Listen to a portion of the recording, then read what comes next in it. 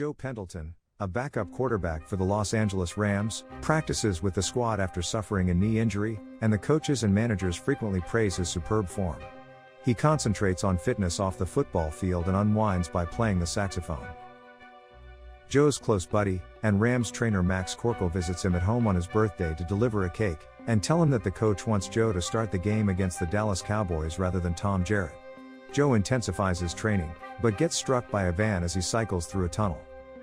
The escort, a celestial aide, is with Joe when he arrives at a way station to heaven with his saxophone in hand.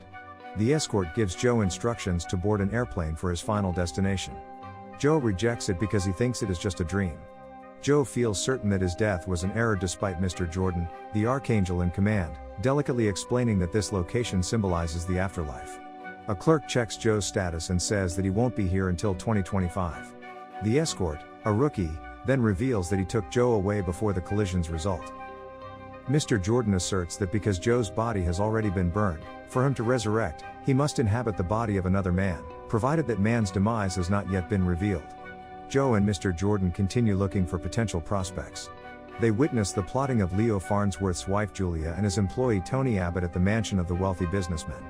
Farnsworth was drugged by Julia and Abbott, who then abandoned him in the bathtub to drown. School teacher Betty Logan, who is insistent on meeting with Farnsworth about his refinery that will compel the relocation of families from her hometown of Paglesham, England, arrives at the estate in the meantime. Joe falls in love with Betty right away and wants to be of assistance. Mr. Jordan consents to let Joe to temporarily possess the body of Farnsworth until they locate a more athletic candidate.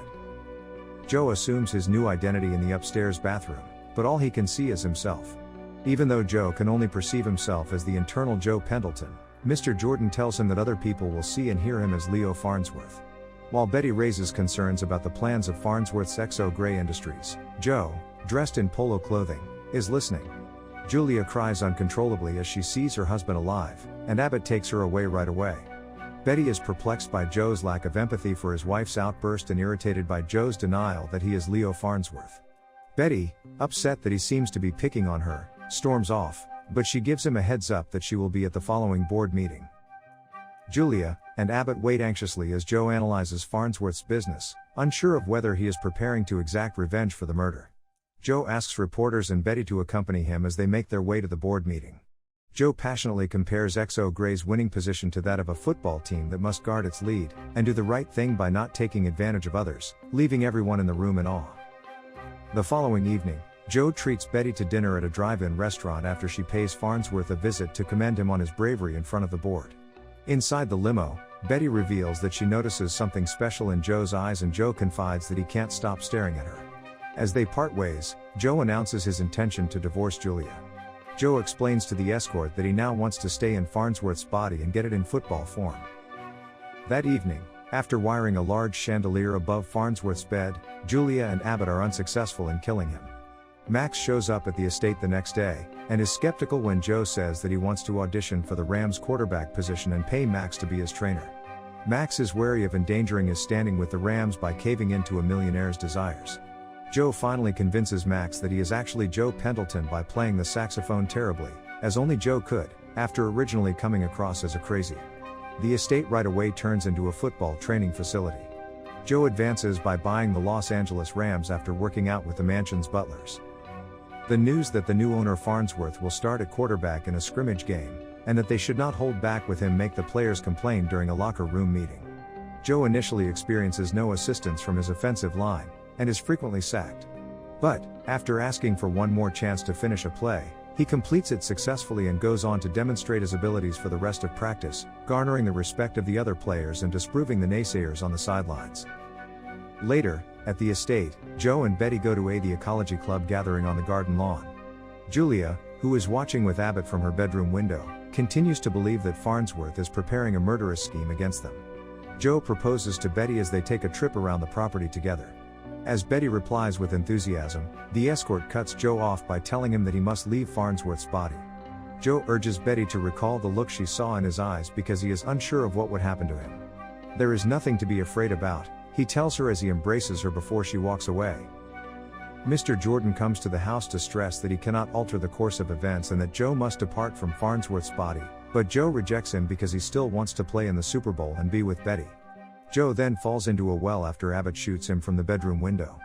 Joe, who is no longer in Farnsworth's body, emerges from the well with his saxophone and is forced to return to heaven with Mr. Jordan. The police detective in charge, Krim, gathers the staff, Max, Betty, Julia, and Abbott for questioning at the estate after Farnsworth's abduction makes front-page news. Krim allows Max to watch the Super Bowl on television while the game is taking place at the Los Angeles Coliseum between the Pittsburgh Steelers and the Los Angeles Rams. Max is eager to attend the game in person. Joe and Mr. Jordan are in the room, both worried about Betty. Mr. Jordan drives Joe to the game after the Rams quarterback, Tom Jarrett, suffers a catastrophic injury and is carried off the field on a stretcher. Mr. Jordan reveals that Tom's death at this moment is part of his destiny. Joe approaches Tom's body and takes possession of it before leaping from the stretcher and onto the field. Max recognizes that Joe must be responsible after seeing this unexpected recovery on television. When the gardener enters the room with Farnsworth's jacket that he discovered in the well, Julia screams that Abbott is the murderer and he accuses her in response. Joe coaches the Rams to a Super Bowl triumph in overtime. Mr. Jordan makes an appearance during the celebration in the locker room, and tells Joe that he now has a permanent body in Tom Jarrett and will no longer remember Joe Pendleton or any of the events that occurred. Instead, he will live the rest of his life as Tom Jarrett with all of Tom's memories, while Joe's memories of his previous life and everything about Mr. Jordan and heaven will be forgotten forever. Later that night, when Max calls him Joe, Joe doesn't recognize the saxophone and assumes he's had too much champagne. When Max finally understands that Joe is no longer who he once knew, Betty enters the stadium as Joe/Tom leaves through a hallway in search of Max. Joe/Tom gives her directions and then ponders whether they had already met. Betty claims she doesn't know him, but her close buddy Leo Farnsworth has given her some insight into football. When the hallway's lights are turned off, Joe/Tom reassures Betty that she has nothing to be concerned about and leads her to the door. Betty is moved by what he said and thinks back to her final exchange with Farnsworth. When Joe/Tom asks Betty out for coffee and she understands he is the quarterback, she immediately says yes. If you enjoyed the video, make sure you smash that like button, leave a comment and subscribe to watch more videos like this. Thank you, and see you on the next video.